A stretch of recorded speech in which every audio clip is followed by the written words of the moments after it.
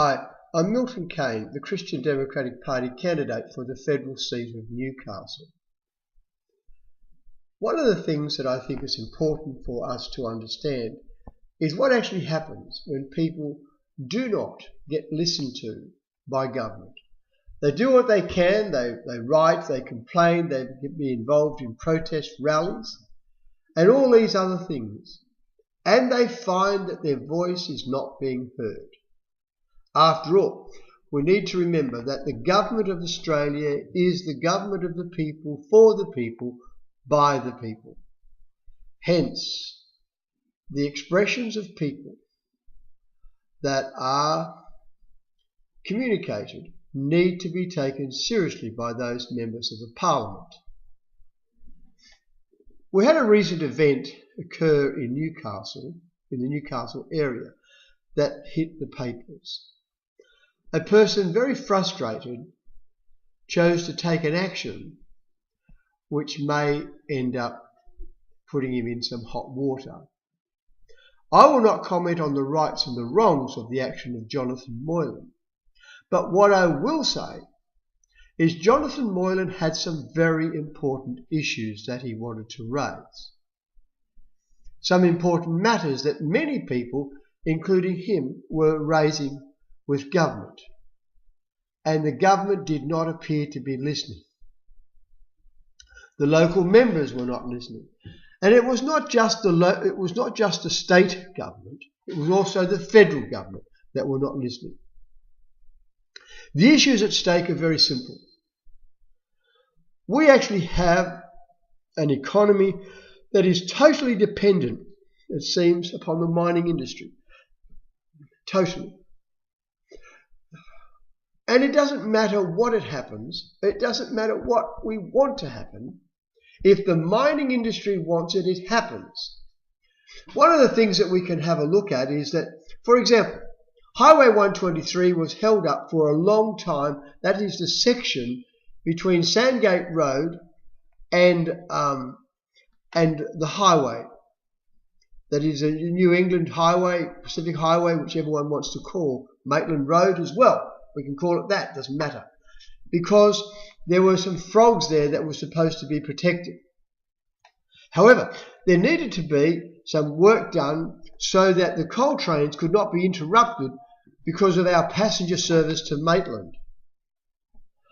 And so they needed to do some railway work. We needed to extend the bridge on Sandgate Road. It needed to be extended to take another couple of tracks. What happened? Well, it's very simple what happened. They just went ahead and did the job. And yet the road that was been planned since 1935 has had to sit there and wait, and yet nothing happened to it whatsoever because somebody said that they thought they saw a frog there that was of some particular significance. Now, I'm not saying there's anything wrong with people claiming there was a frog there. But what I'm saying is, the presence of the frog prevented the road, but did not prevent the railway expansion because of the urgency of the coal. Many people have been concerned about these matters. We have, for example, coal being delivered by road must be covered. We don't want the dust out on our roads. Oh, but it's too expensive to cover the railway wagons. And yet a very similar wagon is used to carry grain and other produce which are covered. It would not be that difficult to insist that it happens. We know from medical evidence there is a reasonable ground that the coal dust may be having a negative impact upon the health of the people of the Newcastle area, Newcastle and the Lower Hunter Valley area where the trains pass through. But that's not all that important, is it? Because we need to get the mighty dollar from the coal. The federal government says to us that we actually are in an era of time where we are facing catastrophic weather patterns will be happening all over the place. And this is because of the carbon pollution. We've got to stop burning fossil fuel. I would have thought that the carbon of the coal, is a fossil fuel. I would have thought that if the government was dead serious about its program, then it would not have caused the expansion of the export licenses for coal from every port in Australia. Let's be fair dinkum about it. It doesn't matter where we are. It doesn't matter what it is. If there is coal there, we can tear up the paddocks, we can rip down the forest, we can tear up the farming ground. It doesn't matter what is produced there, because we must get the money from the coal. Now, if we have allowed our economy to fall into such disarray that we will do anything, sell our soul as it was, simply to get the revenue from coal, we are in serious trouble. And we definitely will need to have a completely different change of direction. Let's be honest about it.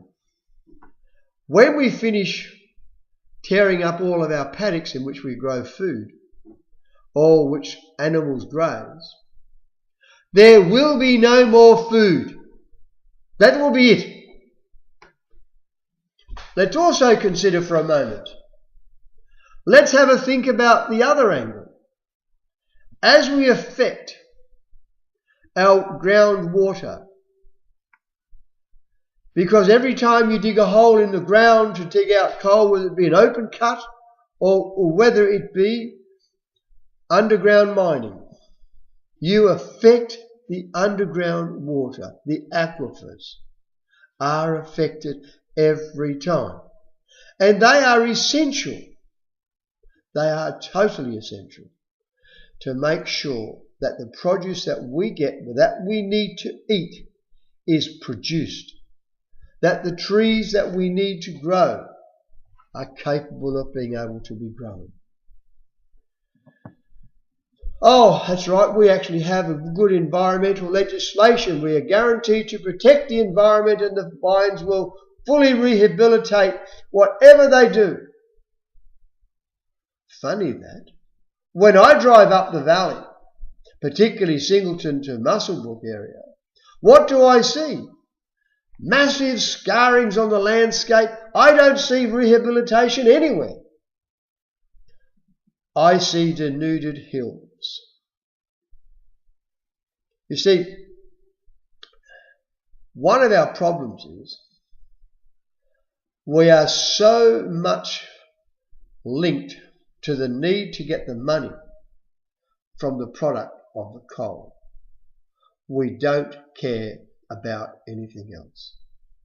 At the end of the day, we actually have a responsibility to make sure that we are responsible for our actions. I do not say that we should never mine coal. I would never say that. There is an appropriate way to do it, and there is an appropriate volume to do it. We had just had another coal loader. Well, it's not finished yet. I mean, the coal loader itself is finished, but not all of the ports are actually completed. Now, one of the things is that we have now 3 coal loaders in Newcastle. I'm not exactly sure of the number of loading ports from that, but I do know it's somewhere around about, it's at least a dozen ships can be loaded at the same time in the port. Now, there are a couple more under construction, as I understand. Now, there is some people who want to put in a 4th coal loader. And a 4th coal loader will mean a further 4, 5, 6, depending upon how they're going to do it, and other places for ships to be loaded. Now, BHP has had a history. Newcastle has had a history of BHP. What has happened is that BHP was here and we had a workforce totally dependent upon BHP. If BHP had a bad year, Newcastle had a bad year. And that's how it worked. BHP closed down and the place fell apart.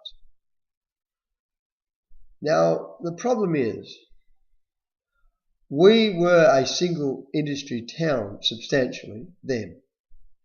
Nowadays, we are also still remaining fairly much a single industry town. Our industry happens to be coal, the export of coal. Oh, sure, some will say, yes, we have a University of Newcastle, yes, and it's a great university, and there are many people employed there for sure. There's also, of course, the hospital. We have a lot of people in medical services employed in Newcastle, absolutely. They are major employers in the area. But apart from that, so much work is dependent upon the coal, the inspection of the coal.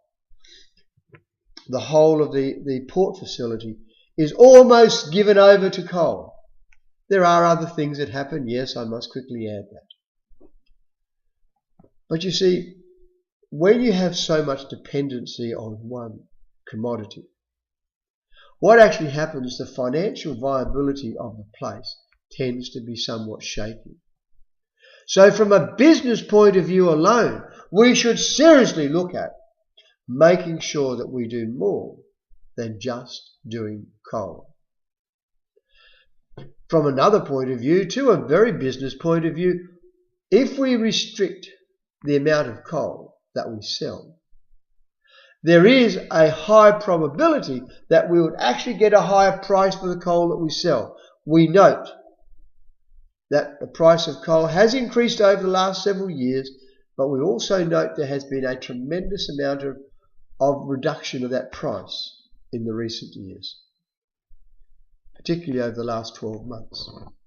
Now, my concern is, first of all, we are not doing it safe because we do not know the health impact of the people who get the dust. All of our coal stockpile over at Kooragang Island and also in Carrington area, the Port Waratah facility, all that is open. Oh, they spray some material over the top of it which is supposed to restrict the dust. What about when it's loading? What about all of that? What about when those shovels are working? I don't know the full impact of that. But there is a considerable amount of concern.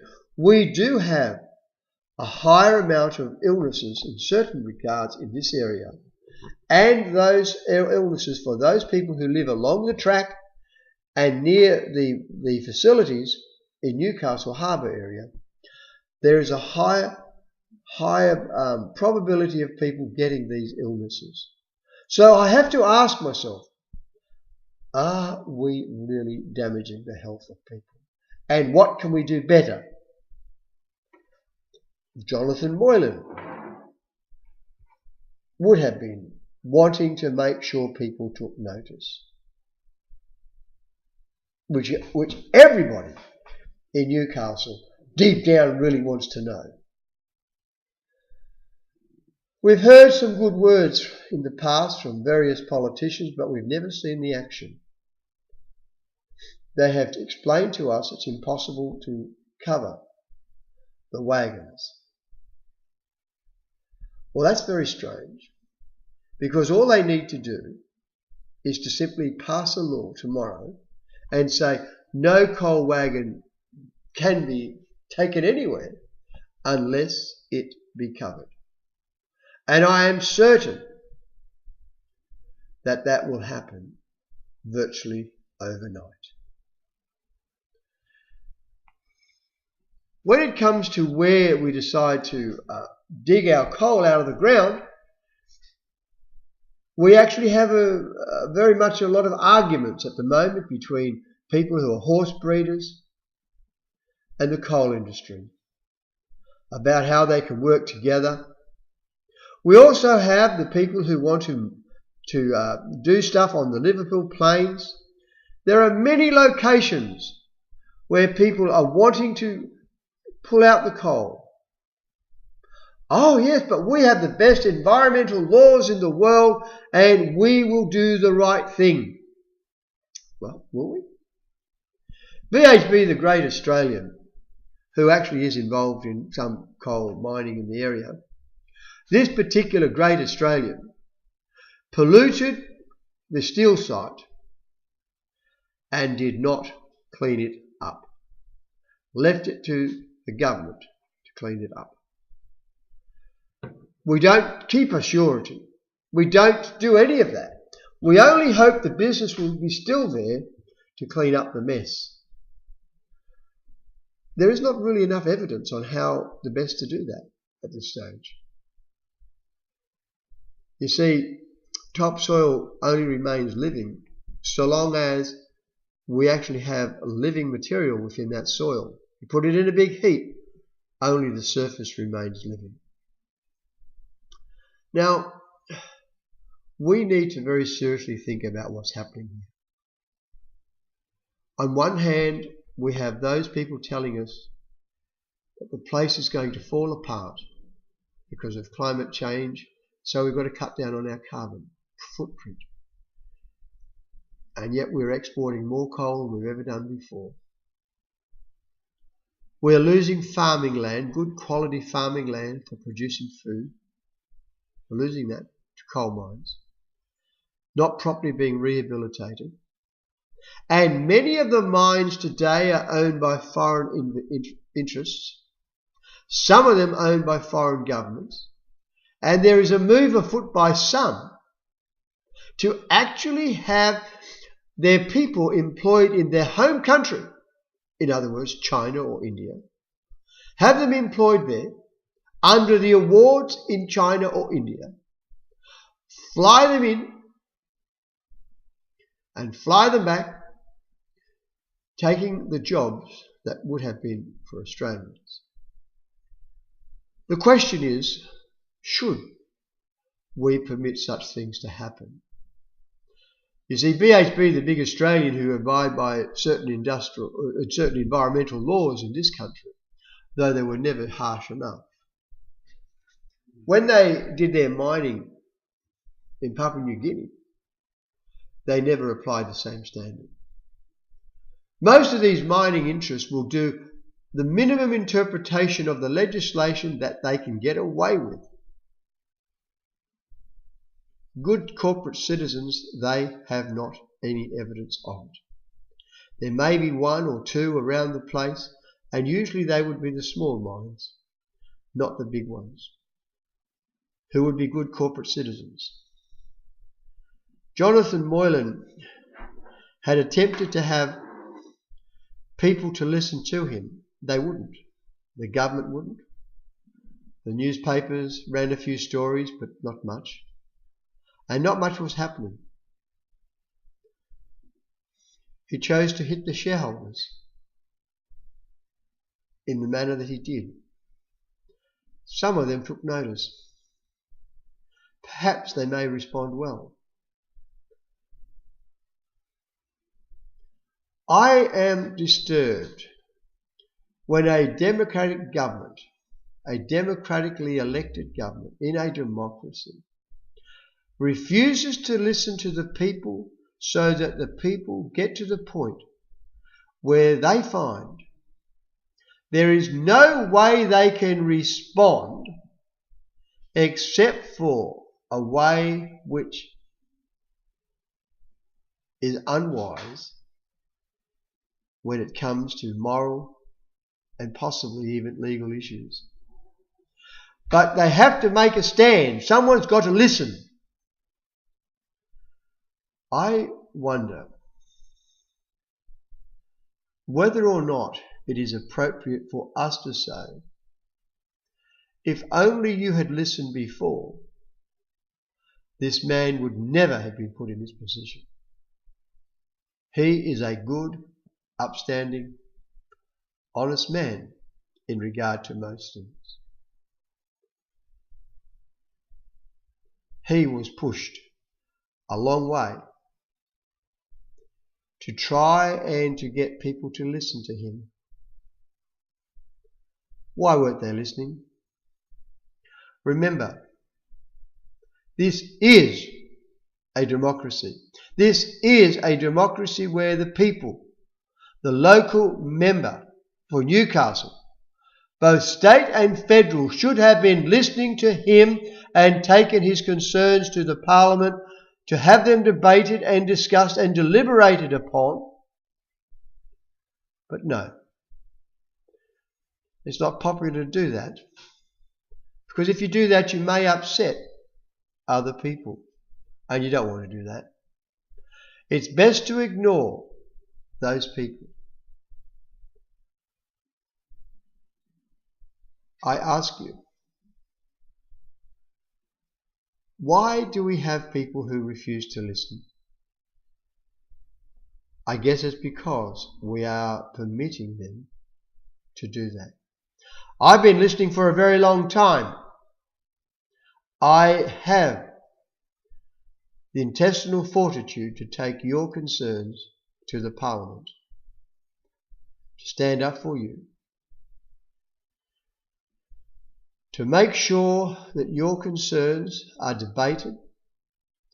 I will not be able to guarantee that I can carry the day, but I will argue the case as strong as I can, because I believe, above all things, in democracy. Because democracy is where you have the right to have your chosen representative to speak on your behalf in the Parliament as if you were there yourself. I guess it's up to you whom you choose. Those who have let you down, or you can choose me. Thank you. Amen.